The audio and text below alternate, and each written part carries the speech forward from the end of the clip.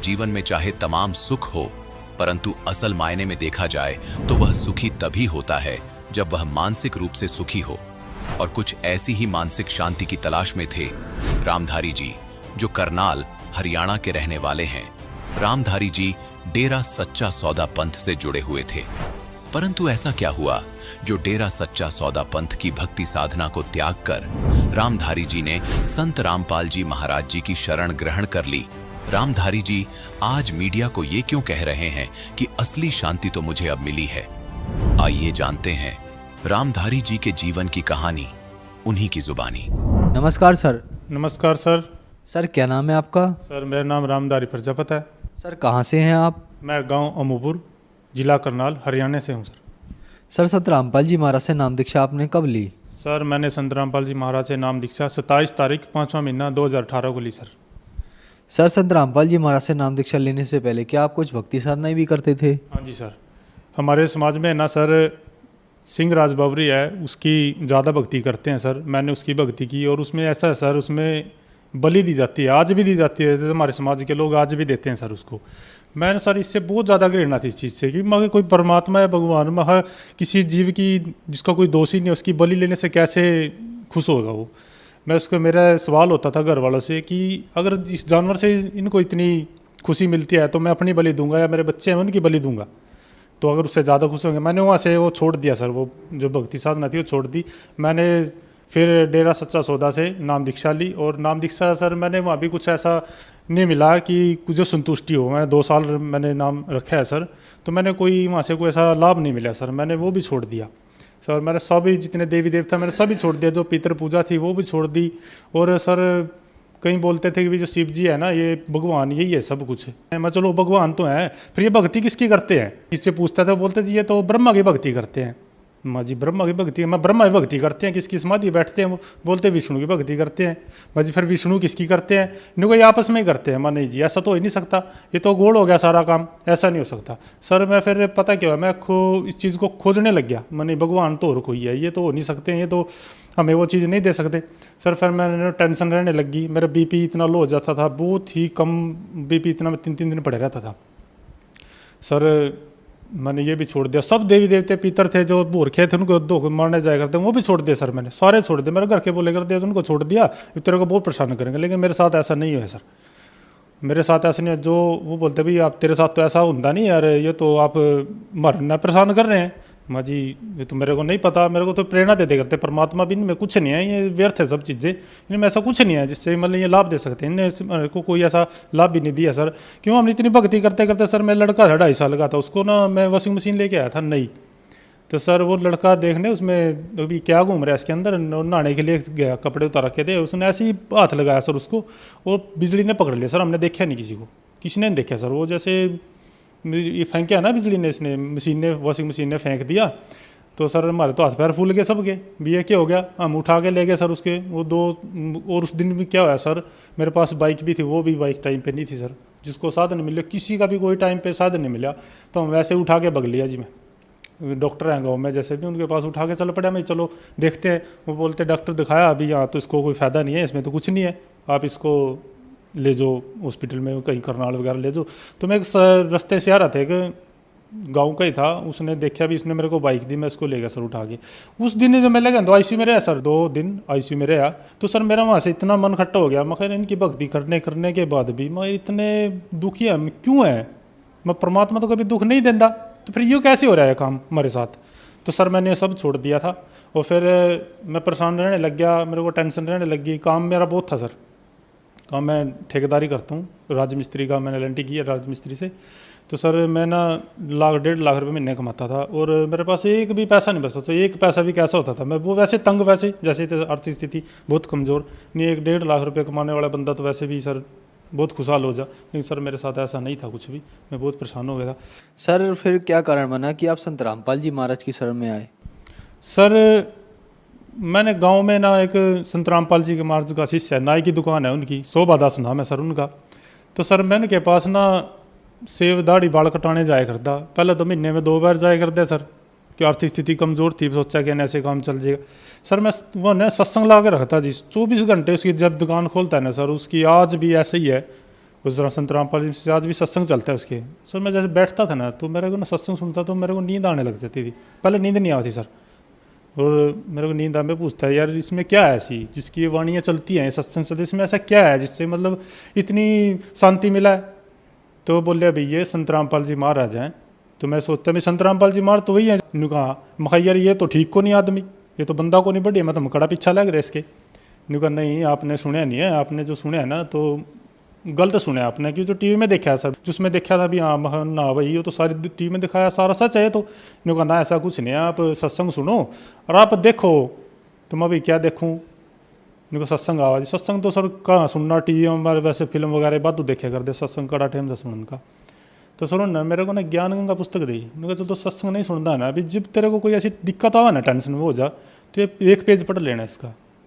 मैं बोले जी दो, वो शायद उस टाइम 10 पता नहीं 20 रुपये की थी सर, तो उन्हें दे दी। भी इनको पैसा भी नहीं लेता, तो उसको पढ़ ले और पढ़ने के बाद मेरे वापस दे दीजिए। सर मैं ले गया उसको घर पे, और मेरे को वैसे ही देखा, मैं देखते तो इसको कि टेंशन हो गई, मैं पढ़ने लगी। सर मेरे से इतनी शांति मिली ना, एक ही पेज पढ़ा तो एक पेज पढ़ने के बाद ही मेरे को नींद आ गई। फिर मैं उसको आहिस्ता आहिस्ता आहिस्ता आहिस्ता पढ़ने लगा। सर मैं ना रात ना 2:30 3 बजे करते सर, घर के बोलते तो पागल होएगा, अरे तो रात ना सारी रात बैठे रहा तो किताब ली। मेरे था नहीं पता, मेरा बहुत टेंशन थी जो मेरी समाप्त लग रही हूँ, तो मैं इससे ठीक हूँ। तो शोभा दास है जी नाम, भगत वो संत रामपाल जी माँ शिष्य है वो। मैं उससे बोल रहा महा जी आप सत्संग हुआ है कड़ी? नु कहाँ मैं सत्संग हुआ है तो मैंने लेकर चली। तो सर मैं चला गया, और उस टाइम तो ऐसा था जो बाइक मेले हम लेके चल पड़े। उस दिन भी था क्या चमत्कार है उस दिन भी जी हमारे साथ जी। और हम रास्ते में गए थे, पाडा गाँव है, वहाँ पे जाके ना बाइक बंद हो गई, कड़क्का लगा बहुत ज़्यादा इंजन में, जैसे कि क्रैंक वगैरह टूट गई हो। मैंने सोचा भाई तो गड़बड़ हो गया कुछ, अब तो नहीं पहुँच दे सत्संग में। मैं सोचा मैं चलो मैं जिस जहाँ जा रहे हैं ना तो वो अपने आप ही मेहर करेंगे। सर बाइक रुक गई तो मैंने किक मारी, स्टार्ट होगी, पहुँच गए सर हम। हमने सत्संग सुना, बहुत अच्छा लगा, बहुत अच्छा लगा। संत रामपाल जी महाराज का हमने सत्संग सुना, बहुत अच्छे विचार थे। उस दिन गीता ही शायद खोल रखी थी, गीता में दिखा रहे थे भी ये तो समझ में तो नहीं आया था इतना। तो हमने भाई ये तो बहुत सारी प्रमाणित बता रहे हैं, जो भी बता रहे हैं सारा प्रमाण है, तो इसमें झूठ तो कोई बात नहीं, जैसा हमने सुना था भाई ऐसे तो कुछ नहीं है, तो बहुत स्पष्ट बात बता रहे हैं। तो सर उनको भगत थे जो वहाँ पे शिष्य थे संत रामपाल जी, उनको बोले भाई मेरी तो बाइक ख़राब होगी, हम तो टेम्पो में डाल देनी पड़ेगी। बोले ऐसा कुछ नहीं है, तुम चलो ये दौड़ेगी है। तो सर ऐसा ही होया, मैंने आगे हम सर आगे ना अगले दिन ना बाइक स्टार्ट नहीं हुई सर, बाइक नहीं स्टार्ट हुई। मैं बोले ये तो भाई परमात्मा का चमत्कार ही है जो हमें लेगी आगे, आज कुछ भी नहीं है इसके अंदर, बिल्कुल भी नहीं है, तो ख़त्म हो रही है। तो सर मैंने सोचा मान लिया भाई ये तो खर्च हो गया, पहले आप तंग हो रहे यार, ये खर्च हो गया 5-6 हज़ार रुपये का, तो इंजन कराना पड़ेगा। सर मैंने 1-2 दिन पूछे वो 5 हज़ार लगेंगे भाई इंजन में, कोई 6 हज़ार रुपये लगेंगे, कोई 4 हज़ार लगेंगे। सर वो भी चमत्कार है हमारे साथ। मैं ले गया मिस्त्री के पास, वो बोलिया भाई इंजन होएगा इसका, मुझे कर दो। उन्हें खोल के देखा सर, क्रैंक वगैरह सब बिल्कुल फर्स्ट क्लास, सिर्फ रिंग डाले उसमें। 1300 रुपये खर्चा आया सर, कहाँ 6,000 रुपये आना था और कहाँ 1300 रुपये मेरा परमात्मा ने काम चलाया। सर मेरा इतना विश्वास हो गया मैं परमात्मा ये कुछ है, ये चीज़ इसने जो इतना चमत्कार किया मेरे साथ, ये कुछ है सर। बिना नाम ले से मेरे को इतना लाभ मिल रहा है, क्योंकि मेरा बीपी बहुत ज़्यादा लो हो जाए करता सर, बीपी मेरा ठीक हो गया बिल्कुल, लो और आई बहुत ज़्यादा हो जाए करता। मैं 3 दिन खाट पे पड़े रहूँ तो पता भी नहीं था, तो मैं बिल्कुल ठीक हो गया जी सर, बिना नाम ले हुआ। ठीक सर ये जी नाम लेने, बिना नाम लेने से ही मैं ठीक हो गया। तो मैं 27 तारीख 5वां महीना 2018 को करनाल सत्संग था, मैं वहाँ पे नाम दीक्षा लेके आया संत रामपाल जी महाराज से सर। हाँ जी सर, संत रामपाल जी महाराज से नाम दीक्षा लेने के बाद आपको क्या क्या लाभ प्राप्त हुए? सर मेरे को नाम लेने से पहले परमात्मा ने वैसे तो बहुत लाभ दे दिए थे, लेकिन उससे ज़्यादा फिर मेरे को ना 3 ऑपरेशन होने थे। मेरा एक पहले कान में मवाद चलता है, दोनों कान में होल थे, मैंने दिखाया भी पर्दे डलेंगे दोनों साइड के, और सुनता भी नहीं था सर, बिल्कुल नहीं सुनता था। तो मैंने दिखाया यहाँ पे कुरुक्षेत्र में वीर को हॉस्पिटल है, यहाँ जो हमारे एरिया के हैं, दूर दूर के हैं, सब दूर से आते हैं, जानते भी हैं उनको, वीर को हॉस्पिटल में है जो। तो बोले भी आपका ना ऑपरेशन होएंगे कान का, नाक और गले का। मैंने नहीं सोचा, मैं ना भाई ये तो झूठ बोल रहे हैं या नहीं। मैंने हिसार भी एक हॉस्पिटल कान का स्पेशलिस्ट है, मैंने वहाँ दिखाया, उसने ये रिपोर्ट दी, और रिपोर्टें मेरे पास हैं सर, दोनों रिपोर्टें मेरे कुरुक्षेत्र की भी और हिसार की भी। वो बोले भाई 3 ऑपरेशन होएंगी।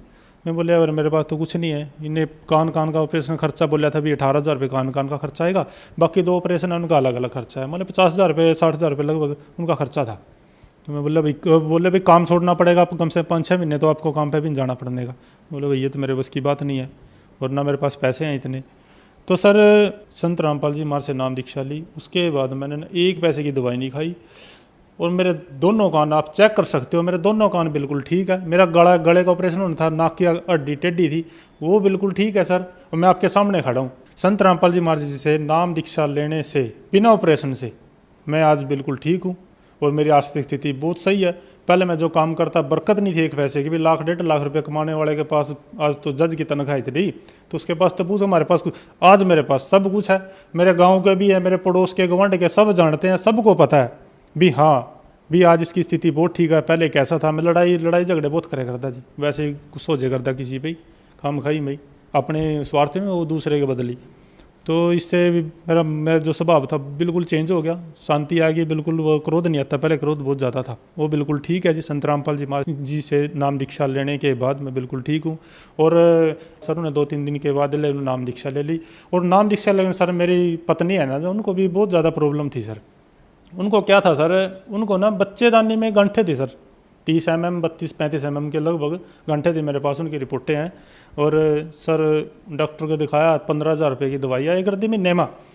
तो मैं तो परेशान हो गया था, वैसे ही परेशान हो गया था, बीमारियाँ ने परेशान कर दिया था सर। हम नाम दीक्षा लेने के बाद 1 पैसे की भी दवाई नहीं खाई है। मेरे पड़ोस के, मेरे मोहल्ले के, जितने मेरे परिवार के जितने भी हैं, उनको सबको पता है भी 1 पैसे की भी दवाई नहीं खाई है। नहीं, मैं महीने में 3-4 दिन जाया करता, महीने 15,000 10,000 15,000 की दवाई आया कर दी, सबको पता है जी, इसमें कोई झूठ नहीं है, सबको पता है। तो सर वो नाम दीक्षा संत रामपाल जी महाराज से नाम दीक्षा लेने के बाद, और मैंने अभी रिपोर्ट करवाई थी सर उनकी, भगत मत ने, जो मेरी पत्नी है ना, उनको दर्द हो गया था, बोले मेरे तो फिर वही प्रॉब्लम हो गई। मैंने ऐसा कुछ नहीं हो सकता, संत रामपाल जी महाराज के जो शिष्य है ना, उनको ऐसा कुछ नहीं हो सकता, जो भक्ति मर्यादा में रहेंगे उनको कुछ नहीं हो सकता ऐसा। नहीं, आपने रिपोर्ट तो करानी चाहिए। मैं चलो देखते हैं, अभी रिपोर्ट तो करवा ले, बिल्कुल आपकी इच्छा है तो करा ले। सर बिल्कुल नॉर्मल रिपोर्टें आई हैं, जो 35 mm की जो गांठें थी ना सर, बिल्कुल नॉर्मल रिपोर्टें हैं, कोई कुछ ना दर्द है उनको। 10 पैसे की दवाई नहीं खाई है जी संत रामपाल जी महाराज जी से नाम दीक्षा लेने के बाद मेरी पत्नी को जी। और आज बिल्कुल ठीक है जी, हम बिल्कुल सही हैं जी। मेरी लड़की थी, लड़की को भी थोड़ी शुगर की प्रॉब्लम थी, और वो भी लड़की 13-14 साल की थी, तो वो भी शुगर की, उसको उन सब परिवार ने, सब ने नाम ले रखा है जी, सब जुड़ गए हैं संत रामपाल जी महाराज के चरणों में आगे जी सारे। वो लड़की बिल्कुल ठीक है जी, बिल्कुल नॉर्मल सही है, कोई शुगर नहीं, कोई कुछ नहीं। हम आज बिल्कुल खुश हैं जी, परमात्मा की बहुत ज़्यादा दया हुई जी, हम बहुत भटक रहे थे पहले। सर संत रामपाल जी महाराज से नाम दीक्षा लेने के बाद आपको बहुत सारे लाभ प्राप्त हुए, तो जो श्रद्धालु आज आपको देख रहा है, आप उन्हें क्या कहना चाहेंगे? सर जो श्रद्धालु आज देख रहे हैं, वैसे तो आज सभी दुखी हैं जितने भी हैं। कोई जो संत रामपाल जी महाराज जी के शिष्य है ना, सिर्फ वही बच रहे हैं जी, नहीं सारे संसार सारे भी सब दुखी है जी, सब का दुख आके किसी पर कुछ, किसी पर कुछ, सब पर दुख है पहाड़। मैं तो प्रार्थना कर सकूँ जी उनसे सबसे भी, आप संत रामपाल जी महाराज का ज़्यादा जो सत्संग सुनो, 1 महीना सत्संग सुनो, आप 1 महीने में पता लग जाएगा। क्योंकि मेरे को पता है, मैंने प्रैक्टिकल किया है पहले, ये मैंने सत्संग सुनने से मेरे को इतने लाभ हुए। मेरा BP लोहे कर दो वो ठीक हो गया था, और मेरी बहुत प्रॉब्लम थी, बहुत सारी ठीक हो गई थी। तो आप भी आओ और संत रामपाल जी महाराज से का सत्संग सुनो। सत्संग सुनने के बाद अगर भाई किसी ने समझ में आवा तो नाम दीक्षा लो, और नाम दीक्षा लेने से आपको सारे दुख जो लाभ हम सोचा है आज आर्थिक स्थिति, क्यों सबकी तो आर्थिक स्थिति बहुत ज़्यादा डाउन है आजकल सभी की, किसी को काम नहीं मिल रहा, किसी को कुछ, ये सब कुछ मिलेगा, सब कुछ यही है और कुछ नहीं। जड़ा मर्जी धक्के खा लो, जितना हो सका जड़ा भी जाओ, धक्के खा लो, कुछ नहीं है घड़ी भी, यही है जो कुछ है। संत रामपाल जी महाराज के पास आओ और भाई अपना परमात्मा के कल्याण कराओ। सर कहते हैं कि संत रामपाल जी महाराज से उनके अनुयायी अंधश्रद्धा के तहत जुड़ते हैं, ऐसा क्यों है सर? नहीं सर, अंधश्रद्धा के तहत तो नहीं सर। जो संत रामपाल जी महाराज जो भक्ति साधना देते हैं, शास्त्रों के अनुसार ही देते हैं सारी। मैंने मिलान किया जी, कोई ये मानने ना, मैंने शिव पुराण गीता सब में मैंने जो संत रामपाल जी में दिखाते थे ना, मैंने इस चीज़ का प्रैक्टिकल करा है पहले, ऐसे नहीं नाम लिया जी, प्रैक्टिकल करके देखा भी ये गुरु पूरा भी है कि नहीं। क्यों पहले मैं नाम तो ले रखा था डेढ़ सच्चा सौदा से, तो मैंने मिलान करके देखा जी सारे भी। ये तो जो बात हमारे शास्त्रों में लिख रही है ना, हम वही भक्ति साधना हम हमारे को बता रहे हैं संत रामपाल जी महाराज, तो हम इसको अंधश्रद्धा कैसे कह सकते हैं? संत रामपाल जी तो हमें शास्त्र के अनुसार भक्ति बता रहे हैं जी, ये अंधश्रद्धा नहीं है। अंधश्रद्धा तो वो है जो जिसने आज तक पढ़ के नहीं देखा है वो। सर संत रामपाल जी महाराज से नाम दीक्षा कैसे ली जा सकती है? सर संत रामपाल जी महाराज से नाम दीक्षा लेना बहुत आसान है। सबसे पहले तो जो ज्ञान गंगा पुस्तक भी आती है, सबके पास लोग पढ़ते भी हैं, उसमें भी संत रामपाल जी महाराज के जो मोबाइल नंबर लिखे हैं सर सेंटरों के, जहाँ पे नाम दीक्षा दी जाती है, उनसे संपर्क कर भी आप नाम दीक्षा ले सकते हो। टीवी भी आता है शाम को सत्संग, उस पर नीचे पट्टी ये चलती है, उस पर नंबर लिखे हैं नाम सेंटरों के, आप उनसे कांटेक्ट करो। आपको नज़दीक का जो नाम सेंटर होगा उसका आपको एड्रेस दे देंगे, आप वहाँ जाके संत रामपाल जी महाराज से नाम दीक्षा ले सकते हैं। धन्यवाद सर। नमस्कार जी, सत साहिब। दर्शकों, अभी आपने सुने संत रामपाल जी महाराज से दीक्षा प्राप्त करके सुखी हुए भक्त के अनुभव। अब देखिए जगत गुरु तत्वदर्शी संत रामपाल जी महाराज के मंगल प्रवचन। अब देखिएगा, ये वही ऋग्वेद, हमने यजुर्वेद रख दिया है, ऋग्वेद फिर उठा लिया, वही जो पहले आपको दिखाया था। ये कहाँ से प्रकाशित है? ये वहीं से प्रकाशित है, सर्वदेशी कार्य प्रतिनिधि सभा, महर्षि सिद्धांत भवन, रामलीला मैदान, नई दिल्ली से। अब इसके हम ऋग्वेद मंडल नंबर 9 सूक्त 86 का मंत्र 26 फिर पढ़ेंगे। 26 इसमें ये कबीर शब्द है, इसका इन्होंने यहाँ गड़बड़ कर दी। यज्ञ करने वाले यजमानों के लिए, यानी भक्तों के लिए, जो धार्मिक अनुष्ठान करते हैं उन भक्तों के लिए यज्ञ माने धार्मिक अनुष्ठान। परमात्मा सब रास्तों को सुगम करता हुआ उनके विघ्नों को मर्दन करता है, उनके विघ्न, उनके संकटों का नाश करता है और उनको पवित्र करता है, यानी सब बुराइयों से हटा देता है और अपने रूप को सरल करता है। तेज पुंज अन्य दे धर के, हल्के तेज पुंज का शरीर बनाकर परमात्मा वो कांति में, यहाँ लिखना था वो कबीर देव, ये कबीर देव लिखना था, कबीर देव, कबीर साहब, कबीर भगवान, विद्युत के समान क्रीड़ा करता हुआ और वर्णीय पुरुष को, यानी अच्छी आत्मा को प्राप्त होता है, वहां से चलकर आता है। यहाँ देखना, अब 27 मंत्र में ऋग्वेद मंडल नंबर 9 सूक्त 86 का मंत्र 27 पढ़ रहे हैं हम, 26 पढ़ लिया हमने ये इसका। अब इसमें क्या लिखा है कि जो परमात्मा, प्रकाश पुंज परमात्मा को बुद्धि वृत्तियां विषय करती हैं, जो परमात्मा ध्रुवलोक के तीसरे पृष्ठ पर विराजमान है, या वहां पर रहता है, यूं ध्रुवलोक के तीसरे स्थान पर, तीसरे पृष्ठ पर, तीसरे भाग पर ऊपर रहता है, यानी एक देशीय भगवान सिद्ध हो गया कि कहीं एक स्थान पर रहता है। और वहां से फिर देखना, अब ऋग्वेद मंडल नंबर 9 सूक्त 82 का ये देखिएगा, ऋग्वेद मंडल नंबर 9 सूक्त 82 और मंत्र नंबर 1, 82 का ये मंत्र नंबर 1 है।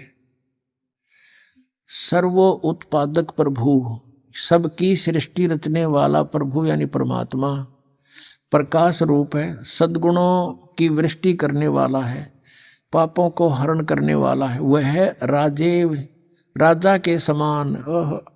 ये देखना 269 पर हम पढ़ रहे हैं, 269 पर। अब 270 पर हम आगे, देखो ने सोचो और पृष्ठ दिखा दिया होगा, 270 पर हम आगे 270 पे। तो राजा के समान दर्शन यह है, यहाँ आपने देखा राजेव, राजा के समान, राजा के, और यहाँ लिखा है समान। दर्शनीय माने देखने जोगा है, दिखाई देता भगवान मनुष्य जैसा है, नर आकार है, और वह पृथ्वी आदि लोक लोकांतरों के चारों ओर शब्दमान हो रहा है। वह वर्णीय पुरुष को, यानी अच्छी आत्मा को, श्रेष्ठ आत्मा को, जो दृढ़ भक्त है उसको पवित्र करता हुआ प्राप्त होता है। यानी परमात्मा कैसे और जिस प्रकार विद्युत सन्हे वाले स्थानों को आधार बनाकर प्राप्त होता है, इसी प्रकार परमात्मा, उक्त गुण वाला परमात्मा भी ऐसे ही करता है। अब यहाँ उद्देश्य क्या होता है उस भगवान का? अब ऋग्वेद मंडल नंबर 9 सूक्त 82 के मंत्र नंबर 2 में बताया है कि हे परमात्मन, उपदेश करने की इच्छा से, यानी तत्व ज्ञान बताने की इच्छा से आप महापुरुषों को प्राप्त होते हो, अच्छी आत्माओं को मिलते हो, महान आत्माओं को, और आप अत्यंत गतिशील पदार्थ के समान, यानी बहुत तेजो गति में चलने वाले की तरह हमारे आध्यात्मिक यज्ञ को प्राप्त होते हो। आप कवि का अर्थ लिख दिया, कवि सर्वज्ञ है, आप कबीर देव हैं। परमात्मा ने 600 वर्ष पहले कहा था, वेद मेरा भेद है, मैं ना वेदन के माही और जौन वेद से मैं मिलूं। वो वेद जानते नहीं, वेद मेरी महिमा गा रहे हैं, पर इन में वर्णित विधि से मेरी प्राप्ति नहीं हो सकती। वह परमात्मा कबीर देव है, शुद्ध स्वरूप है। हमारे पापों को दूर करके हे अमर परमात्मा, हे सोम, आप हमको सुख दें। और भाव को उत्पन्न करते हुए आप हमको सुख दें, और प्रेम भाव को उत्पन्न करते हुए पवित्रता को उत्पन्न करें। ये वैसे यहाँ ये देखो ये कितने विचलित हैं। यहाँ इन्होंने निजम का अर्थ पवित्रता कर दिया। यहाँ लिखना था आप अपने उस रूप में ही, उसी साकार रूप में हमें प्राप्त हों या प्रकट हों। अपने आत्मा ये स्पष्ट हो गया कि कबीर परमात्मा है, और वो यहाँ अपने सतलोक से चलकर गति करके आता है, अच्छी आत्माओं को मिलता है, उनको तत्व ज्ञान से परिचित कराता है। अब फिर और दिखाते हैं आपको।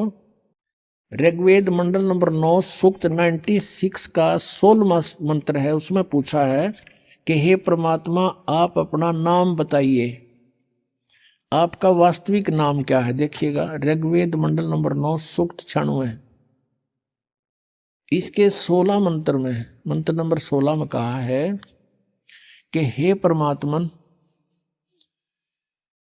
सर्वोपरि रहस्य श्रेष्ठ, यो नाम का इन्होंने अर्थ तुम्हारी संज्ञा कर दिया। लिखना था हे परमात्मन, सर्वोपरि रहस्य में यानी गुप्त आपका जो श्रेष्ठ नाम, जो नाम है, संज्ञा नहीं, आप उसका ज्ञान कराएं। अब इसमें 17वें श्लोक में ये स्पष्ट किया है कि शिशुम जगानम हरियंतम मर्जंती शुभंती वहिन मरुतो गणेन कबीर गिर भी यू रह पर कबीर गिर भी कावेना कबीर संत सोम पवित्र एति पवित्रम अत्येति रेभन। इसका सीधा सारथ है कि जो परमात्मा अपनी लीला अनुसार एक शिशु बालक का रूप धारण करके जानबूझ कर प्रकट होता है, और वो अपनी महिमा की कबीर वाणी के द्वारा कावेना कवे यानी कविताओं से अपनी महिमा का गुणगान करता है ऊंचे स्वर में। रेबन माने ऊंचे स्वर में बोल बोल के, और वो कबीर देव होता है, और वो होता है परमात्मा, उसका नाम कबीर देव है। अभी इन्होंने क्या कर रखा है, शिशुम का अर्थ कुछ और ही कर दिया है। उस परमात्मा को जो सदा प्रगट है, जो अत्यंत कमनीय है, उसको उपासक लोग बुद्धि विषय करते हैं और उसकी स्तुति द्वारा उसके गुणों का वर्णन करते हैं। विद्वान लोग उस गतिशील परमात्मा का गुणों के गणों द्वारा वर्णन करते हैं। अब यहाँ इन्होंने क्या कर दिया, इस कबीर गिर भी को दो भाग कर दिए। कवि कबीलो कर दिया कबीर का, और गिर भी माने वाणी द्वारा। यहाँ लिखना था कबीर वाणी द्वारा, कबीर कबीर गिर भी माने वाणी द्वारा, गिर माने वाणी, गिर भी माने वाणी द्वारा, कबीर वाणी द्वारा। और काव्य कविताओं से बोलता है। रेभन माने गरजता हुआ, ऊंची आवाज में बोलता है रेभन। इसका इन्होंने इस एक कवि का अर्थ तो कर दिया कबीर का, इस कबीर का अर्थ नहीं किया। आप देख लो, ये ब्रैकेट में इनकी संस्कृत है, इसमें कहीं पर भी दूसरा कबीर नहीं है। कबीर ये देखो, ये पीछे देख के खूब देख सकते हो। और यहां केवल एक कबीर लिखा है, ये लिखा है कबीर। ये कबीर गिर भी कबीर वाणी द्वारा लिखना था। उसके बाद कबीर शब्द नहीं है, ये इनके सब आदि है, इसमें कहीं पर भी कबीर शब्द नहीं है। और ये एक कबीर ने खागे। अब जब एक अक्षर का भी अर्थ कहीं नहीं है तो वो अनुवाद कैंसिल होता है, क्रॉस लग जाता है। इन अनुवाद ठीक नहीं किया। अब इसका अर्थ ये है, ये दास बताएगा, परमात्मा ने ये चारों वेद, पांचों वेद दिए थे इस काल को, और जो कुछ भी इसमें लिखना कहना सुनना था हमारे लिए, वो सारा कुछ लिख कर इसको दे दिया। अब उसने एज इट इज बाहर निकाल दिए। ये न्यो के न्यो है। इसमें परमात्मा ने आप पे बताया है कि आपका असली नाम क्या है, प्रश्नोत्तरी स्वयं लिखकर भेज रखे। फिर यहाँ बता रखा है कि वो कबीर देव है और वो शिशु रूप धारण करके जब प्रकट होता है अपने उद्देश्य को लेकर आता है तत्व ज्ञान देने के लिए, वो अपने मुख से वाणी बोलता है। वो कबीर जी द्वारा बोली गई वाणी कबीर वाणी कहलाती है। उस कबीर वाणी द्वारा कविताओं से यानी कविताओं के माध्यम से लोकोक्तियों के माध्यम से अपना सतज्ञान उच्चारण करता है, बोलता है। वो परमात्मा होता है कबीर देव। कबीर संत सोम वो ऋषि या संत रूप में प्रकट होता है और वो कवियों की तरह आचरण करता है, वो होता है परमात्मा। अब देखो ये बताते भगवान निराकार है और वेदों के ठेकेदार बन रहे, और वेद भगवान को साकार बतावें, एक देशीय बतावें। अब आपको दिखाते हैं इसी ऋग्वेद मंडल नंबर 9, इसको बाद में लेंगे। ऋग्वेद मंडल नंबर 9 सूक्त 94 के मंत्र 1 में, ये देखो बिल्कुल साथ में ही है, ये देखिएगा, ये वही ऋग्वेद है। ऋग्वेद मंडल नंबर 9 और सूक्त 94 और इसका प्रथम मंत्र है ये वाला। इसमें क्या लिखा है, हमने जो अपने आवश्यकता वो पढ़ेंगे। सूर्य के विषय में जैसे रश्मियां प्रकाशित करती हैं, इस प्रकार मनुष्यों की बुद्धियां अपनी अपनी उत्कट शक्ति के विषय करती। हमने ये देखना है, यहां देखना कि वह परमात्मा, जिस परमात्मा में सर्वोपरि बलों के समान शुभ बल है, वह परमात्मा कर्मों का अध्यक्ष होता हुआ सबको पवित्र करता है और कवियों की तरह आचरण करता हुआ सर्वद्रष्टा पद के लिए इंद्रियों के अधिकरण मन के समान ये अपनी बकवास करे हैं कि वो कवियों की तरह आचरण करता हुआ विचरता है। उसका अर्थ ये है सही। अब इसमें स्पष्ट हो गया कि वो परमात्मा कवियों जैसा आचरण करता हुआ सर्वद्रष्टा रूप में पृथ्वी पर भ्रमण करता है। नीचे उतर का आता है कवियों की तरह आचरण करता है। और अभी इसी को सेकंड कर रहे हैं ऋग्वेद मंडल नंबर 9 और सूक्त 96 का मंत्र 18 कि वो परमात्मा जो ऋषि रूप में प्रकट होकर या संत रूप में प्रकट होता है और कबीर वाणी द्वारा अपनी वाणी द्वारा अपने मुख से बोल बोल कर जो ज्ञान देता है वो सच्चिदानंद घन ब्रह्म की वाणी कहलाती है। गीता जी अध्याय नंबर 4 के श्लोक नंबर 32 में इसी का वर्णन है कि उस ब्रह्मण मुखे, उन्होंने गीता अनुवादकर्ताओं ने वहां अनर्थ कर रखा है ब्रह्मण मुखे का अर्थ वेद की वाणी लिख दिया, वेद की वाणी, वो गलत लिखा है। वो लिखना था सच्चिदानंद घन ब्रह्म से के मुख से उच्चरित वाणी, यानी परम अक्षर ब्रह्म ने स्वयं आकर जो अपने मुख से बोला वो ज्ञान, उसमें धार्मिक अनुष्ठानों की जानकारी यज्ञों की विस्तार के साथ दी गई है और वो तत्व ज्ञान है। गीता जी अध्याय नंबर 4 के श्लोक 34 में कहा कि उस तत्व ज्ञान को कोई तत्वदर्शी संत बताएगा। गीता ज्ञानदाता भी अनभिज्ञ है। तो यहाँ ये बता रहे हैं कि वो परमात्मा अपने मुख से बोलता है वाणी कबीर वाणी, और जिस कारण से वो प्रसिद्ध कवियों की भी उपाधि प्राप्त करता है। और ऋग्वेद मंडल नंबर 9 सूक्त 94 का मंत्र 1 स्पष्ट कर रहा है कि वो परमात्मा सर्वशक्तिमान है और यहाँ पृथ्वी पर आकर के एक कवियों जैसा आचरण करता है। इन्होंने अनुवादों को अनर्थ कर रखे हैं, फिर भी सच्चाई छुप नहीं सकी क्योंकि ये भगवान को निराकार मानते थे। और यदि वेदों में 10-20 मंत्र होते तो ये अड़ंगा और कर देते, ना समझ माती। इन मतलब ठोक रखा, इतना ज्ञान भर रखा है भगवान का, और इन्होंने कोशिश भी की है छुपाने की, बहुत अर्थों के अनर्थ किए, फिर भी सच्चाई नहीं छुप सकी। परमात्मा ने इनकी दुर्बुद्धि पर पर्दा डाल दिया जब इन वेदों का अनुवाद किया गया। इनका याद देना रहा दानंद के बताया करता हूँ तो निराकार है, और वेदों में साकार लिखा रही अनुवाद खुद कर रहे, और फिर डंडोरा पीटे भगवान निराकार है। रामपाल झूठ बोला है, ये कहते हैं रामपाल ने संस्कृत ना पढ़नी आती इसलिए क्या जाने वेदों को, तो महर्षि था दानंद तो वेद दोनों बड़ा विद्वान था। अब तुम्हारे अनुवाद में दास दिखा रहा है कि देख लो इसमें साकार बता रहे हैं वेद, तुम अनुवाद करने भी आप ही हो करने वाले। तो पुण्यात्मा ये आप पर रहम कराया भगवान ने, यदि ये दास अनुवाद करता तो शायद स्वीकार होता। इनसे ही करवा दिया पहले मालिक, क्योंकि उसके हाथ में सब रिमोट है सबका। जीव तो जीव होता है, वो परमेश्वर है, उसने आपके लिए रहम करवाया। आज उन्हीं के द्वारा जो निराकार का डंडोरा पीटा करते, ठोक कर कहा करते भगवान तो निराकार है, एक देश कहीं पर नहीं रहता किसी लोक में, आज उन्हीं के कर कमलों से लिखवा दिया कि भगवान साकार है, उसका नाम कबीर देव है, वो मनुष्य सदृश्य है और वहां से चल कर आता है। जब भगवान सर्वव्यापक है तो चल कांड की जरूरत क्या रहेगी इसको, वो तो अपने आप ही पहले से आपके पास है निराकार रूप में। तो निराकार नहीं, भगवान साकार है, नरवत मनुष्य सदृश्य है। कम से कम 10 मंत्रों में लिखा कि नरवत अग्नि, नरवत देव, नरवत शंभु, मनुष्यवत अग्नि, मनुष्यवत भगवान परमात्मा, वो मनुष्य के सदृश है। अब इसको फिर हम लेते हैं कि ऋग्वेद मंडल नंबर 9 सूक्त नंबर 96 में के मंत्र नंबर 16 में पूछा है कि आप अपना नाम बताइए, ओरिजिनल नाम क्या है।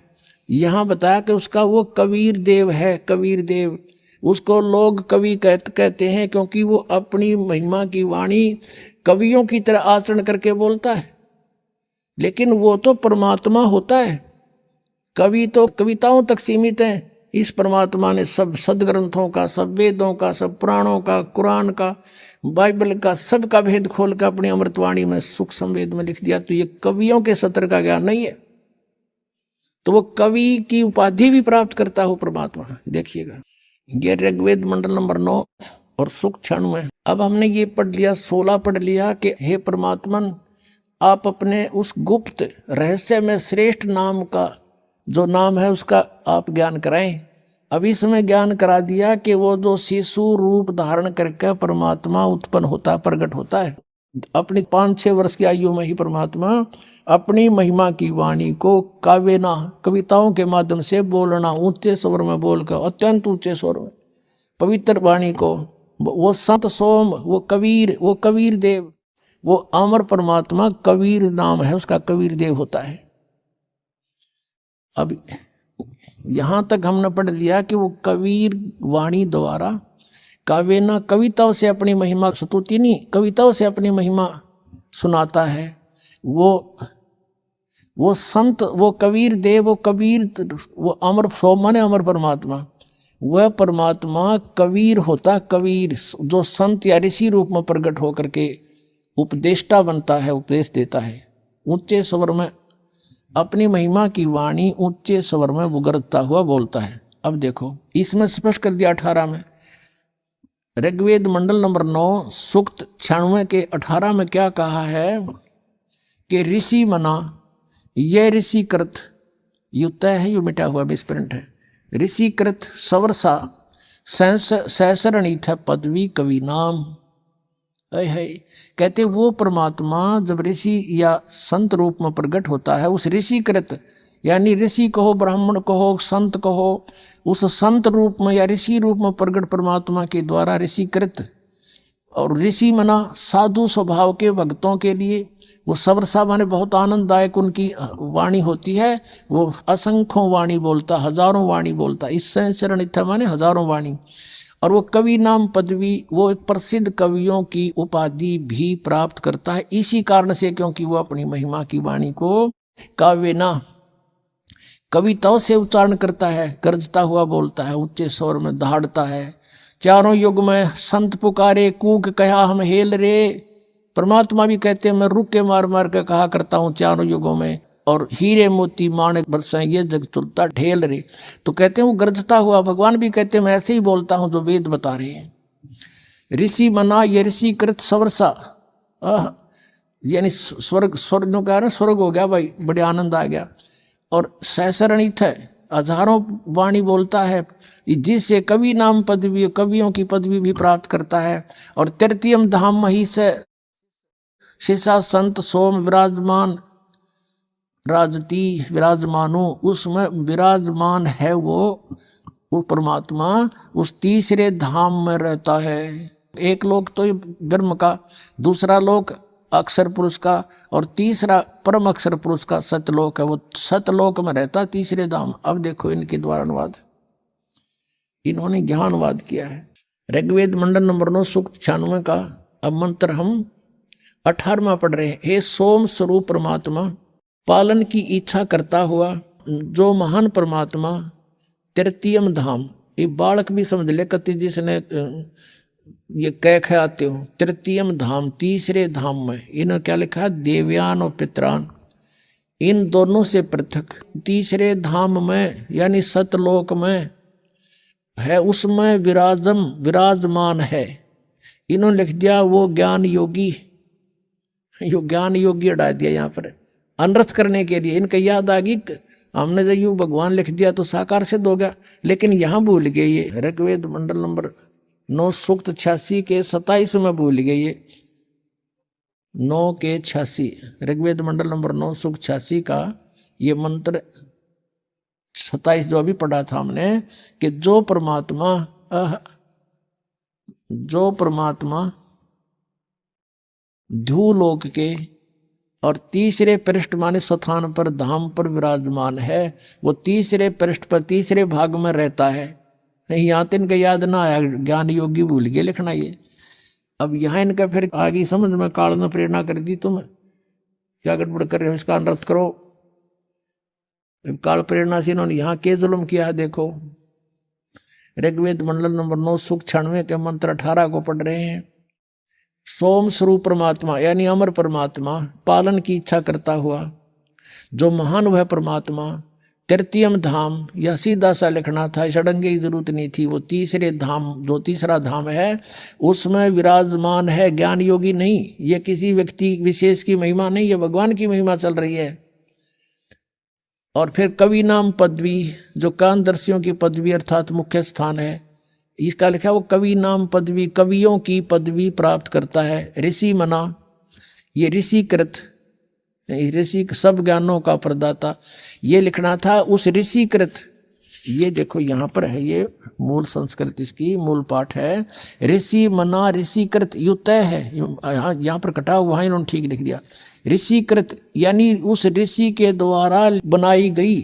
जैसे ये देखो इन्होंने यहाँ लिखा महर्षि दानंद कृत, किसमें देख लेंगे हम, ये देख इसका क्या अर्थ हुआ कृत का, महर्षि दानंद सरस्वती कृत यानी इनके द्वारा किया गया। तो इसी तरह यहां हम देखेंगे ऋषि मना, ऋषि माने साधु संत स्वभाव के मन, उस जैसे मन वाले साहब यानी कबीर जी के जो अनुयायी होते हैं वो पुण्यात्मा बहुत नर्म आत्मा के होते हैं, सीधे साधे होते हैं, अच्छी आत्मा। और वो कृषिकृत जो इस ऋग्वेद मंडल नंबर 9 सूक्त 96 के मंत्र 17 में कहा है कि वो कबीर वाणी द्वारा, अपनी वाणी द्वारा कबीर परमेश्वर अपनी महिमा की वाणी बोलता है कविताओं के माध्यम से। और वो संत सोम, वो संत रूप में प्रकट परमात्मा कबीर देव, वो अमर परमात्मा होता, वो कबीर नाम है उसका, वो अमर परमात्मा होता है। और उस संत रूप में प्रकट या ऋषि रूप में प्रकट उस ऋषिकृत, उस संत के द्वारा, ऋषि के द्वारा बनाई गई सहस्राणीथ शवर्षा यानी हजारों वाणी उस ऋषि मना उसके अनुयायियों के लिए बहुत आनंददायक होती है। वो परमात्मा तीसरे धाम में रहता, इतनी सी बात है बस। और वो उसी जिस कारण से वो कवियों की पदवी प्राप्त करता है। इन्होंने ये अनुवाद किया 18वें श्लोक का। वो तीसरे, ये तो हमने पढ़ लिया, वो तीसरे धाम में विराजमान है। ज्ञान योगी नहीं है, वो विराजमान है, वो परमात्मा है। यहाँ देखो ऋषि मना सर्व ज्ञान के साधन रूप मन वाला, ऋषि मना ऋषि जैसे स्वभाव वाले वह परमात्मा। ये सहस्र नीथ है, अनंत प्रकार के सत्वनीय है। सहस्र नीथ माने हजारों प्रकार की वाणी बोलता है वो परमात्मा। और स्वर्ष माने स्वर्ष यानी बहुत सुखदायी होती है उसके अनुयायियों के लिए, यानी उनको उनकी वाणी बहुत अच्छी लगती है। फिर 19 में क्या कहा है, ऋग्वेद मंडल नंबर 9 सूक्त 96 के मंत्र 19 में ये खुद कहते हैं तुरियम धाम, एक चौथा, तुरियम माने चौथा, ये तो तृतीयम, ये तृतीय है, तृतीयम ये है तुरियम। तुरियम माने चौथा होता है संस्कृत में, तुरियम माने चौथा, और धाम माने धाम, तो वो परमात्मा तुरियम धाम महिष विभक्ति, उसको वो स्वयं ही आकर बताता है। चौथा धाम और है अकय लोक, जिसको कहते हैं हम। पहला लोक हमारे संत भाषा में सतलोक, दूसरा अलख लोक, फिर तीसरा अगम लोक, चौथा है वो तुरियम धाम अकय लोक, जहां से परमात्मा ने सबकी रचना की है, नीचे के लोक भी बनाए हैं। विभक्ति माने वर्णन करता है। इन्होंने लिखा तुरियम माने चौथा, धाम माने परम पद, परमात्मा है। उस महापुरुष उक्त तुरीय परमात्मा का, तुरीय माने चौथा, तुरियम माने चौथा, चौथे परमात्मा का वर्णन करता। कौन महापुरुष? वो स्वयं परमात्मा आता है, वही परमेश्वर अपने उस संत रूप में, महात्मा रूप में प्रकट, अपनी ही महिमा आप ही बताता है। अब देखो 20 में कमाल कर दिया, साकार भगवान सिद्ध कर दिया। वह परमात्मा जिस प्रकार एक संघ को उसका सेनापति प्राप्त होता है, यानी बहुत बड़े श्रद्धालुओं का वो मुखिया होता है, इसी प्रकार ब्रह्मांड रूपी को उसको प्राप्त होता है, होकर ऊंचे स्वर से गरजता हुआ, ऊंचे स्वर से वाणी बोलता है, इस ब्रह्मांड रूपी विस्तृत प्रकृति खंड में भली भांति प्रविष्ट होता है। जैसे कि मरिये मनुष्य, ये देखो, जैसे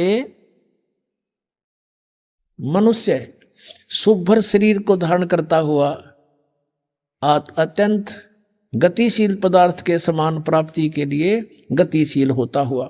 अब देख लिया ना, क्यों परमात्मा जैसे मनुष्य जैसा है, और जैसे मनुष्य शुभ्र शरीर, सुंदर शरीर धारण कर लेता है, यानी जैसे कपड़े डाल लिए मनुष्य ने, ऐसे ही परमात्मा मनुष्य की तरह सुंदर शरीर, शुभ्र माने सुंदर शरीर धारण करके प्रकट होता है, यहाँ आता है। अपना आत्मा जब वो परमात्मा यहाँ आता है, वो करता क्या है? कवियों जैसा आचरण करता है। यह आपने ऋग्वेद मंडल नंबर 9 सुख 94 के मंत्र 1 में पढ़ लिया कि वो परमात्मा कवियों जैसा आचरण करता है। लेकिन वो परमात्मा होता है तो वो कबीर इज गॉड है, वो कबीर परमात्मा है जिसने ये लीलाएं की। अब परमेश्वर ने कहा था, वेद मेरा भेद है, मैं मिलूं वेदन से नाही, और जौन वेद से मैं मिलूं उसको वेद जानते नहीं। चारों वेद मेरी ही महिमा का गुणगान कर रहे हैं, और इन वेदों में वर्णित विधि से मेरी प्राप्ति नहीं हो सकती। और जिस वेद से, जौन वेद से, यानी सूक्ष्म वेद से जो परमेश्वर ने स्वयं आकर अपनी वाणी में बोला, कहते उस वेद से मैं मिलूं, ये वेद जानते नहीं। अपना संक्षिप्त में सृष्टि रचना सुनाता है ये दास आपको, जो परमेश्वर ने ही आकर बताई है। अभी आपने सुना था कि धर्मदास ये जग बोराना, और कोई ना जाने पद निर्वाणा, यही कारण मैं कथा पसारा, सबसे कहिए एक राम न्यारा। और यही ज्ञान जग जीव सुनाओ, सब जीवों का भ्रम नसाओ, भ्रम गए जग वेद पुराना, और आदि राम का किसी ने भेद नहीं जाना। अब मैं तुमसे कहूँ चिताई, तिन देवन की उत्पत्ति बाई, ज्ञानी सुने सो हृदय लगाई, और मूर्ख सुने तो समझ में नहीं आई, गम नहीं पाई। अभी आपने सुने संत रामपाल जी महाराज के मंगल प्रवचन। आइए अब सुनते हैं संत रामपाल जी महाराज से नाम दीक्षा लेकर सतभक्ति करके अद्भुत लाभ प्राप्त करने वाले अनुयायी के विचार। दर्शकों, ये सच्ची कहानी है दिनेश जी की, जो खरगोन मध्य प्रदेश के रहने वाले हैं। इन्होंने अपने जीवन में 10 साल तक जय गुरुदेव पंथ के द्वारा बताई गई भक्ति साधना को किया। जय गुरुदेव पंथ में बताई गई भक्ति साधना से मानो इनका संसार समाप्त ही हो गया। दिनेश जी का कहना है कि मेरी जिंदगी तब बदली जब मुझे जगत गुरु तत्वदर्शी संत रामपाल जी महाराज जी की शरण मिली। आखिर दिनेश जी ऐसा क्यों कह रहे हैं? आइए जानते हैं दिनेश जी की कहानी उन्हीं की जुबानी। नमस्कार सर। नमस्ते जी। सर क्या नाम है आपका? दिनेश दास। सर कहाँ से हैं आप? खरगोन जिला MP। सर संत रामपाल जी महाराज से नाम दीक्षा आपने कब ली? सर दास ने संत रामपाल जी महाराज से नाम दीक्षा 21 जनवरी 2011 को ली। सर, संत रामपाल जी महाराज से नाम दीक्षा लेने से पहले क्या आप कोई भक्ति साधना भी करते थे? सर, संत रामपाल जी महाराज के शरण में आने से पहले दास 2001 से जय गुरुदेव के अंदर था। उसके पहले देवी देवता की भक्ति करता था और जय गुरुदेव के साथ में रह के बड़े बड़े काफले करे और जय गुरुदेव के साथ में रह के सारी संगत में प्रचार प्रसार करते थे।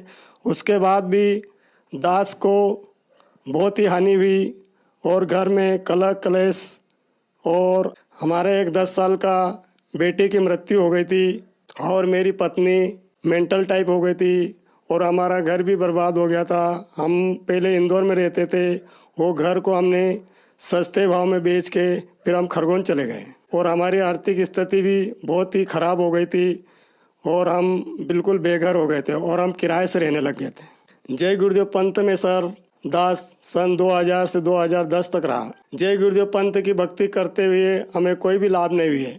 सर, आप संत रामपाल जी महाराज की शरण में कैसे आए? संत रामपाल जी महाराज की शरण में सर ऐसे आए कि दास पर्सनल काम से सूरत जा रहा था। वहाँ पर एक संत रामपाल जी महाराज के शिष्य पम्पलेट बांट रहे थे। उस पम्पलेट में लिखा हुआ था, अवश्य जानिए जीव हमारी जाति है, मानव धर्म हमारा, हिंदू मुस्लिम सिख ईसाई धर्म नहीं का न्यारा। फिर लिखा हुआ था, कौन ब्रह्मा का पिता, कौन विष्णु की माँ, शंकर का दादा कौन है। ये प्रश्न सुनकर मेरे पैरों के नीचे से ज़मीन खिसक गई और मैंने दास ने यह सोचा कि जब हम जय गुरुदेव में थे तो भी देवी देवता की पूजा करते थे, सब कुछ करते थे और यहाँ पर तो बता रहे कि कौन ब्रह्मा का पिता, कौन विष्णु का माँ, शंकर का दादा कौन है। फिर आगे लिखा हुआ था, माता दुर्गा अष्टंगी का पति कौन है। फिर मैंने सोचा फिर ब्रह्मा विष्णु महेश किसकी भक्ति करते। जब ब्रह्मा विष्णु महेश और किसी की भक्ति करते और वो पम्पलेट देने वाला जो संत रामपाल जी महाराज का शिष्य था वो चला गया।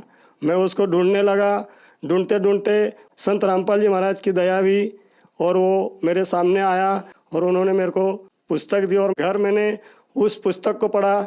पुस्तक को पढ़ने के बाद में संत रामपाल जी महाराज के आश्रम में गए और वहाँ जाके हमने 21 जनवरी 2011 को नाम दीक्षा ली। सर, हमने सुना है कि जो भी श्रद्धालु संत रामपाल जी महाराज से नाम दीक्षा लेता है उनको बहुत सारे लाभ प्राप्त होते हैं, चाहे वो आध्यात्मिक हो, भौतिक हो, शारीरिक हो या मानसिक हो। तो क्या संत रामपाल जी महाराज से नाम दीक्षा लेने के बाद आपको भी कुछ लाभ प्राप्त हुए? सर, संत रामपाल जी महाराज से नाम दीक्षा लेने के बाद में दास को जब मत्स्य की बीमारी थी तो वो 2 से 3 डॉक्टरों को दास ने बताया। उन डॉक्टरों को बताने के बाद भी वो मत्स्य की बीमारी सही नहीं हुई। ये मत्स्य की बीमारी करीब मेरे को 3 साल से थी भगत जी और कोई भी डॉक्टरों ने गोली दवा देते गए, मैं ऑपरेशन नहीं करवा रहा था, डर रहा था मेरे को नहीं ऑपरेशन नहीं करवाऊँगा। फिर संत रामपाल जी महाराज से नाम दीक्षा लेने के बाद में दास जब पहली बार आश्रम में गया तो उस टाइम मैं सुबह सुबह संडास के लिए गया था। वहीं देखा कि लेटरिन के रास्ते में मतलब पूरा ब्लड ही ब्लड निकल गया। मैं एकदम देख के घबरा गया कि ये क्या हो रहा। पर संत रामपाल जी महाराज की दया ऐसी हुई कि कुछ देर के बाद वो दर्द भी खत्म हो गया और उस दिन के बाद आज तक मेरे को मत्स्य की कोई भी शिकायत नहीं है और ना कोई दर्द होता है। संत रामपाल जी महाराज की दया से मेरे मत्स्य की बीमारी आशीर्वाद मात्र से खत्म हो गई। सर, संत रामपाल जी महाराज से नाम दीक्षा लेने के पहले मैं जय गुरुदेव पंथ में था और जय गुरुदेव पंथ में रहते रहते हमारे बेटे की मृत्यु हो गई थी। 10 साल का बेटा था और हमारी 10 साल के बेटे की मृत्यु होने के बाद में हमारी जो पत्नी थी उनका मानसिक संतुलन भी खराब हो गया था और मानसिक संतुलन खराब होने की वजह से वो इंदौर में रह नहीं पाए। बोलेगा अपन को ये मकान छोड़ना है, यहाँ पर नहीं रहेंगे, अपन खरगोन चले जाएंगे। तो फिर हम खरगोन आ गए और खरगोन आने के बाद में हम किराए से रहने लगे। उसके बाद में धीरे धीरे संत रामपाल जी महाराज की खबर मिली तो दास पहले गया, उसके बाद में दूसरी बार पत्नी को भी लेके गया था साथ में। संत रामपाल जी महाराज के आश्रम में लेके गए तो वहाँ पर उन्होंने देखा, सब समझा, संत रामपाल जी महाराज का सत्संग सुना। उसके बाद में उन्होंने भी नाम दीक्षा ले ली। उसके बाद में वो बिल्कुल अच्छे हो गए। आज संत रामपाल जी महाराज की भक्ति करते हैं और भक्ति करते करते आराम से आज उनको कोई भी टेंशन नहीं है और मालिक की दया से मौज है। उसके बाद में भगत जी दास को फिर एक लाभ और हुआ। संत रामपाल जी महाराज से नाम दीक्षा लेने से पहले 10 साल का बेटा बचपन से बिल्कुल भी बोलता नहीं था, न उनकी मम्मी को कुछ उसकी आवाज़ समझ में आ रही थी, न मेरे को तो बिल्कुल समझ में नहीं आती थी क्या बोलता है। जब हम संत रामपाल जी महाराज के वहाँ पर गए और जब संत रामपाल जी महाराज आशीर्वाद देने आते हैं, वहाँ पर दास ने प्रार्थना लगाई कि मालिक ये आपका बच्चा बचपन से नहीं बोलता, तो आप दया करो मालिक। संत रामपाल जी महाराज आशीर्वाद दे के चले गए, फिर 2 कदम वापस आए, बोले बेटा आज से फिर ये बोलने लग जाएगा। उसके बाद में कुछ ही दिन पश्चात संत रामपाल जी महाराज से नाम दीक्षा लेने के बाद में मेरा जो लड़का था, मेरा जो बेटा था, वो 10 साल तक बिल्कुल भी बोल नहीं रहा था, वो गूंगा टाइप था, उसकी आवाज़ साफ नहीं निकल रही थी। पर संत रामपाल जी महाराज के आशीर्वाद मात्र से आज वो बिल्कुल बोलने लग गया और मालिक की दया उसके ऊपर भी हो गई। उसके बाद में सर एक लाभ और बताता हूँ, हमारी बेटी का भी सर दर्द करता था और जब 5 साल से पहले उसको हम बहुत पैसा लगा चुके थे और वो बिल्कुल भी अच्छी नहीं होती थी, बहुत सारे डॉक्टरों के पास ले जाते थे। डॉक्टरों ने मेरे लड़के को माइग्रेन बता दिया कि इनके सर में दर्द हमेशा बना रहेगा। और संत रामपाल जी महाराज से नाम दीक्षा उस बेटी ने भी ले ली और संत रामपाल जी महाराज से नाम दीक्षा लेने के बाद में आज वो बिल्कुल ठीक है, उनकी पढ़ाई भी अच्छी चल रही और पढ़ाई बिल्कुल हो चुकी उनकी। उसके बाद में सर एक लाभ और दास को हुआ, संत रामपाल जी महाराज से नाम दीक्षा लेने के बाद में संत रामपाल जी महाराज इस दास को सतलोक ले गए थे। दास को संत रामपाल जी महाराज विमान लेके आए और बोले कि बेटा सतलोक चलो। दास उस टाइम क्या मालूम मालिक की मौज थी, दास ने बोला कि संत रामपाल जी महाराज आज नहीं, मैं कल चलूँगा। तो फिर परमात्मा चले गए। दास एकदम हड़बड़ा के उठा और एकदम रोने लग गया कि मालिक आज संत रामपाल जी महाराज कितनी बड़ी दया होती है, और दास ने मना कर दिया। पर परमात्मा ने दास को बिल्कुल अपने सीने से लगाया और दूसरे रोज़ वही टाइम पे बिल्कुल संत रामपाल जी महाराज विमान लेके आए और बोले कि बेटा चलो सतलोक चलो। दास ने भी बोला हाँ परमात्मा, हाँ गुरुजी, बिल्कुल दास आपका तैयार है, चलो। मालिक ने विमान में बिठाया और संत रामपाल जी महाराज के साथ में विमान में बैठ के जब चले, उस टाइम बहुत सारे जीव नरक के अंदर पड़े थे, हाहाकार मचा रहे थे, खूब चिल्ला रहे थे, हे संत रामपाल जी महाराज हमें बचाओ बचाओ, हमने आपको न पहचान करके हमने बहुत बड़ी गलती कर ली। और संत रामपाल जी महाराज वहाँ पर रोने लगे और दास भी खूब रो रहा था। और वहाँ पर मालिक ने बोला कि देखो बेटा इन्होंने भक्ति नहीं करी तो ये यहाँ पर इतनी परेशानी में आ रहे। फिर मालिक और आगे दास को लेके चले, जब ब्रह्मा विष्णु महेश और गणेश जी का लोक दिखाया। अगर संत रामपाल जी महाराज अगर साथ में नहीं होते तो क्या मालूम उस लोक में भी अपन कहीं ना कहीं भटक जाते। फिर वहाँ से आगे जैसे चले तो धर्मराज के अदालत में गए। धर्मराज के अदालत में जैसे गए, धर्मराज ने अपनी कुर्सी एक साइड छोड़ दी और एक साइड खड़ा हो गया।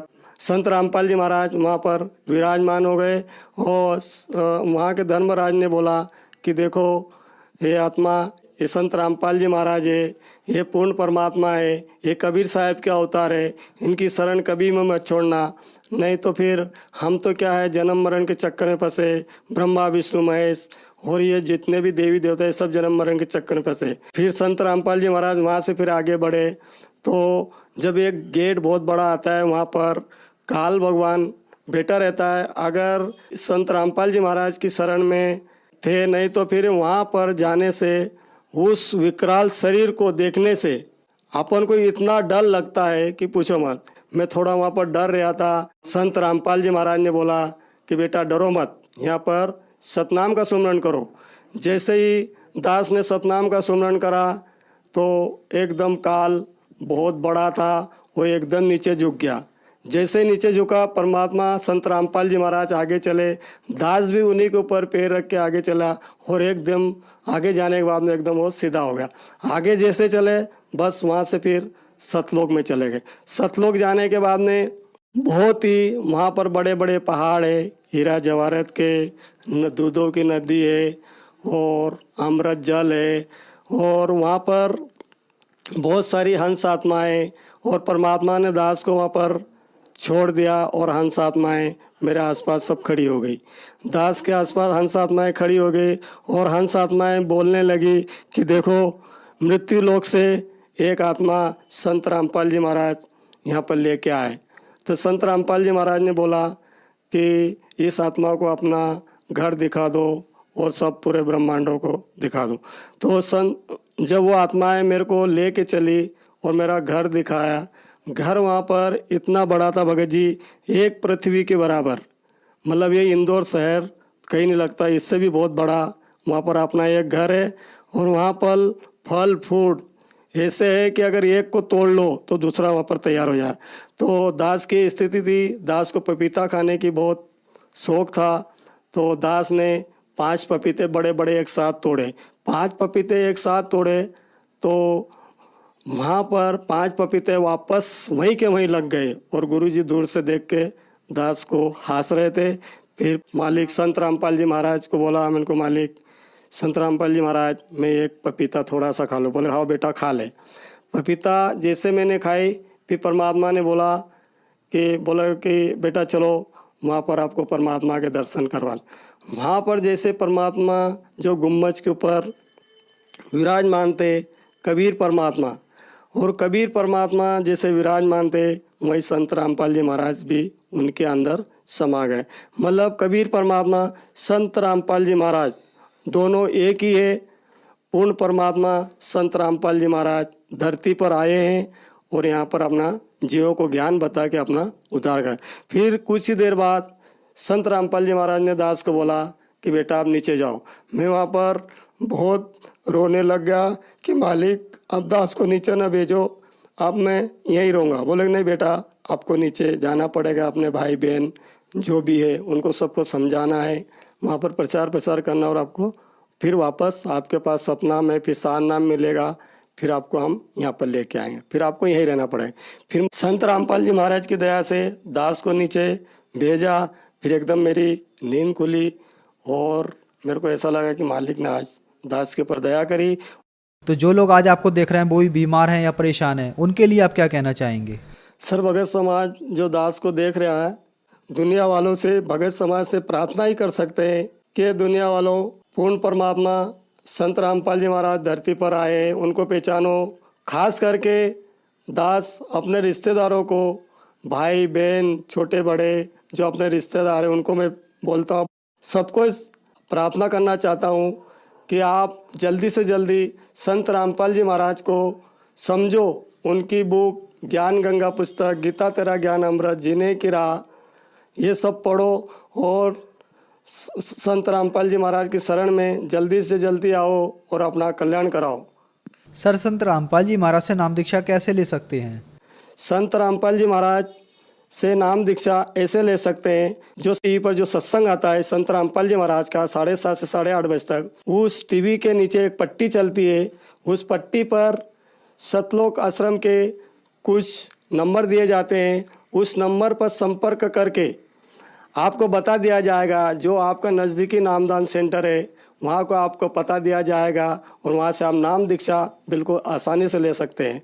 धन्यवाद सर। सत साहिब।